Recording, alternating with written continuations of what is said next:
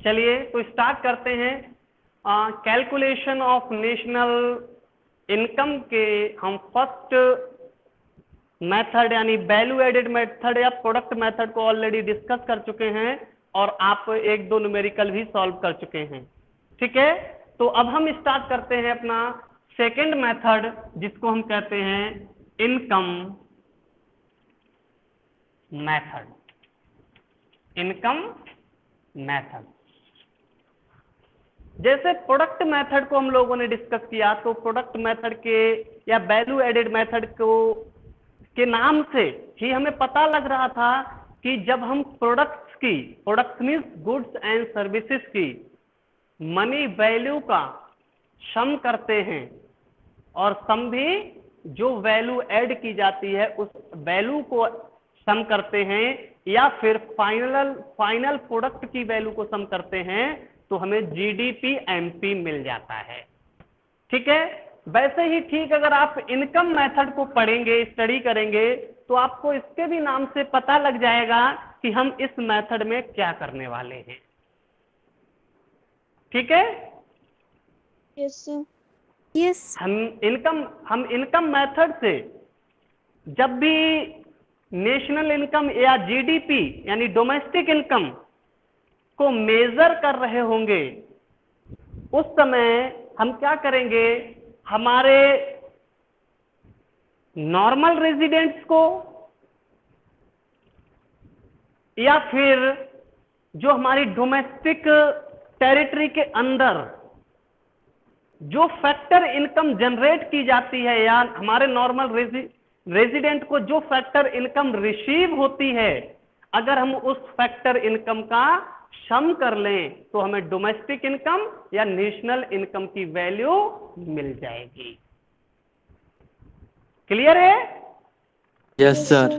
Yes sir. हमने product में क्या किया था, प्रोडक्ट मेथड में क्या किया था, प्रोडक्ट मेथड में हम लोगों ने जो हमारे फाइनल प्रोडक्ट्स हैं उनकी मॉनेटरी वैल्यू का सम कर लिया था और जो सम मिला वो डोमेस्टिक इनकम या नेशनल इनकम की वैल्यू को प्रेजेंट कर रहा था। ठीक वैसे ही इनकम मेथड में हम क्या करते हैं, हमारे कंट्री की डोमेस्टिक टेरिटरी में या हमारे नॉर्मल रेजिडेंट्स जो फैक्टर इनकम जनरेट करते हैं या जो फैक्टर इनकम रिसीव करते हैं उसी फैक्टर इनकम का अगर हम सम कर लें तो हमें इनकम मेथड से डोमेस्टिक इनकम या फिर नेशनल इनकम की वैल्यू मिल जाएगी।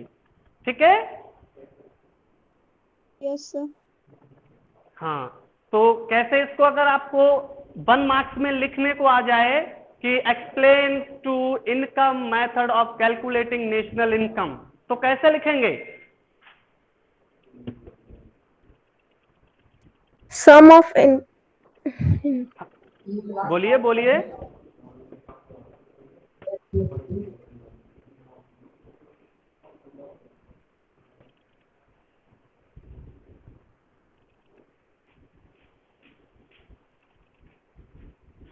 सेम वैसे जो कल हमने प्रोडक्ट मेथड में लिखा था सेम उसी तरह से यहां पर हम लिख देंगे।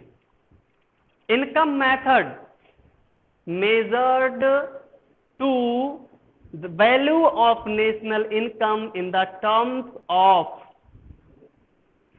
summation of factor income। बस इतना सा कल। यस बोलिए। फैक्टर ऑफ प्रोडक्शन के सारे इनकम को ऐड कर देंगे तो इनकम मेथड उसको अच्छा से हाँ मॉडिफाई वही कर सेम फैक्टर ऑफ प्रोडक्शन को जो इनकम या रेंडरिंग रिसीव होती हैं उन्हीं को हम क्या कहते हैं, फैक्टर इनकम कहते हैं और उसी फैक्टर इनकम का हमें सम करना है। अगर डोमेस्टिक टेरिटरी में जो फैक्टर इनकम जनरेट हुई है उसका सम करेंगे तो डोमेस्टिक इनकम हो जाएगी और अगर हम हमारे नॉर्मल रेजिडेंट को जो इनकम रिसीव होती है चाहे वो विद इन डोमेस्टिक हो चाहे आउटसाइड डोमेस्टिक टेरिटरी हो उसका सम कर लेते हैं तो वो नेशनल इनकम की वैल्यू हो जाएगी। ठीक है? Yes sir. Yes sir. हाँ एक ठीक है, तो हम इसको जिस तरह से हमने कल प्रोडक्ट मेथड को लिखा था सेम वैसे ही इसको लिख लेंगे लिखिए income method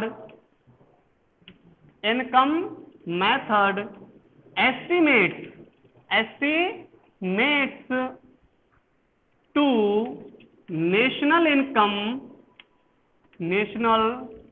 income by summation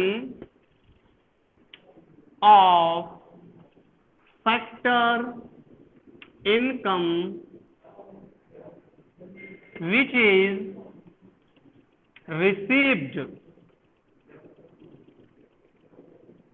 received by normal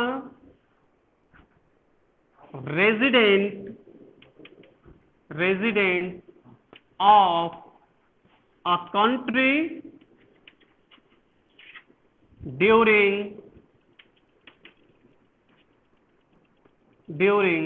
a financial year, यानी किसी भी फाइनेंशियल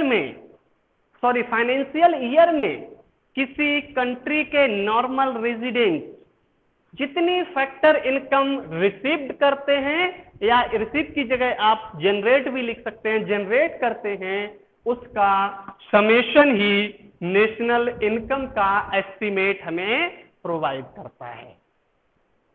3 लाइन में इस मेथड को आइडेंटिफाई कर लिया गया, डिफाइन कर लिया गया। ठीक है? Yes. And question is what is factor income? Sir, income received by Income factors of generated production from for factors of rendering any production. service is called a factor income. ठीक है, यानी the income और earnings which is received by factors of production for his productive contribution. Productive contribution के लिए जो factors of production अपना contribution करते हैं, उसके लिए उन्हें जो भी इनकम रिसीव होती है, जो भी अर्निंग्स होती हैं, उन अर्निंग्स को हम क्या कहते हैं? फैक्टर इनकम कहते हैं। Clear? Yes. Yes, sir. This means according to this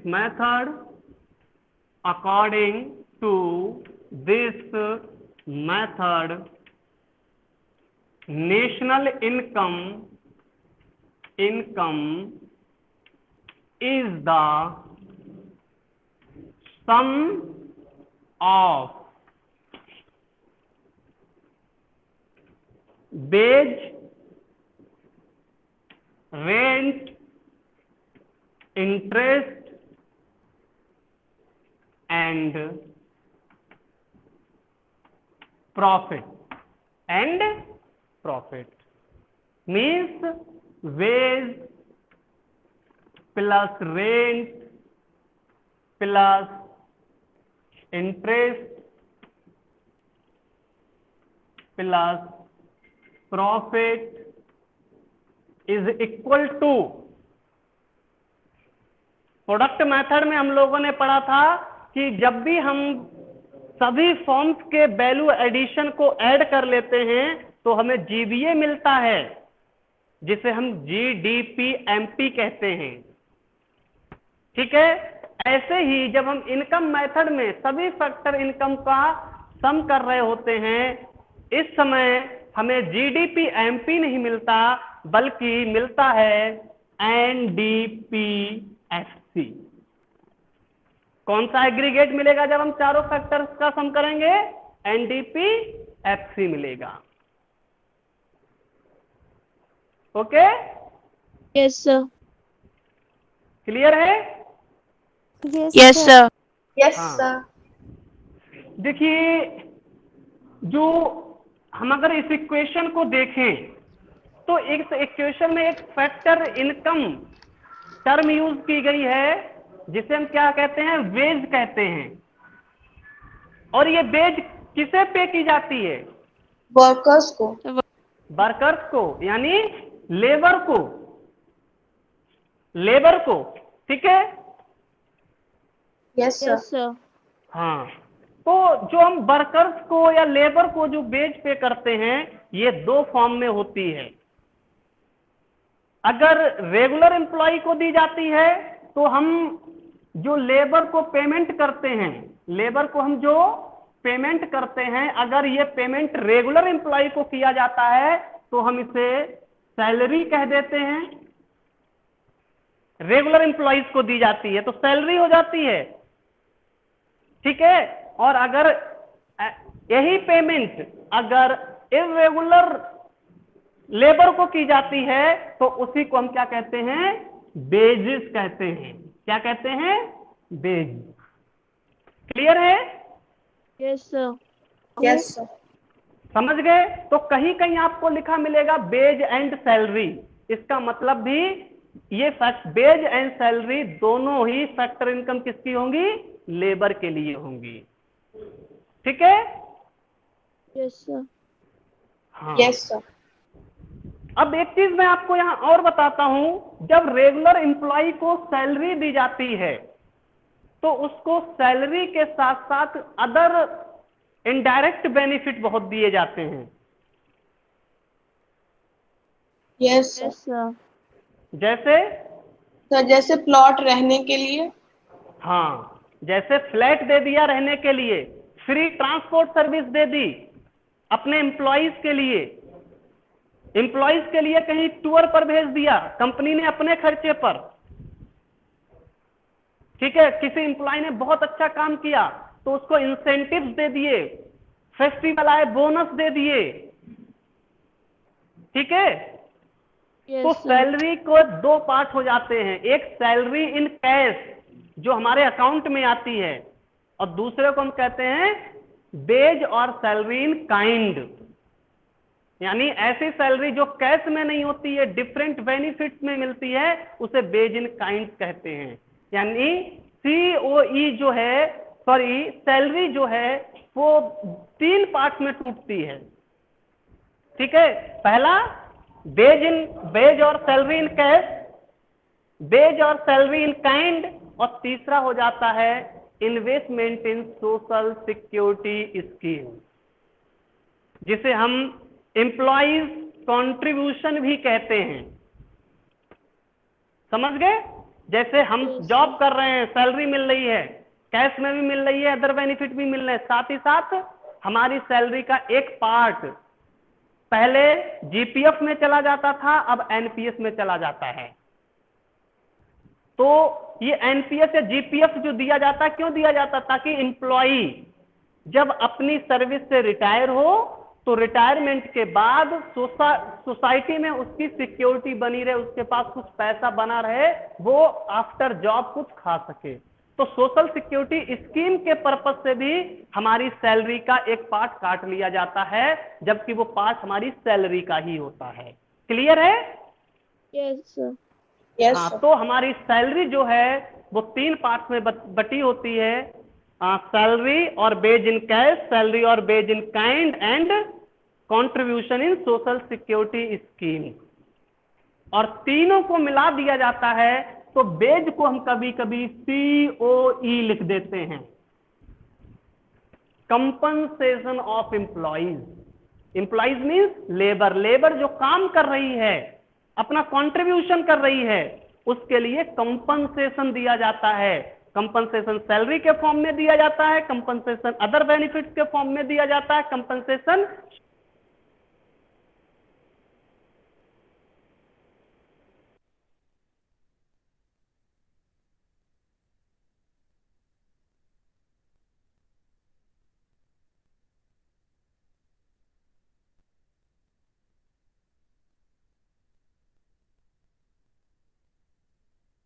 sir voice नहीं आ रही है।